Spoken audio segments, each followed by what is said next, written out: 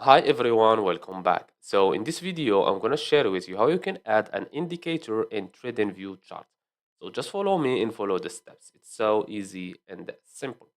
So first of all, open your TradingView chart, then go to indicators, this one.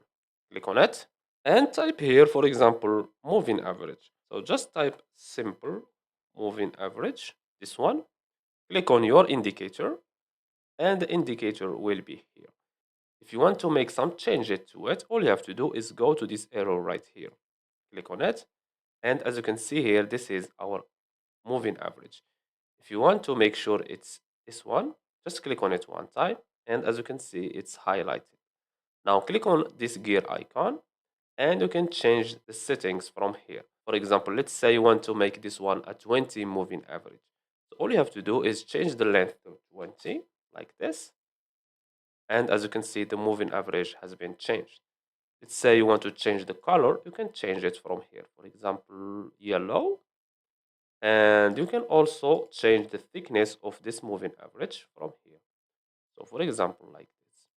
After you finish, just click on OK. And this is how you can add an indicator in TradingView chart. The same thing with the RSI, with the MACD, with the volume, any indicator you want. If you want to remove it, all you have to do is click on it one time and click on backspace in your keyboard. And that's it. So I hope you found this video helpful. Don't forget to give us a like and subscribe. Thanks for watching and see you on the next one.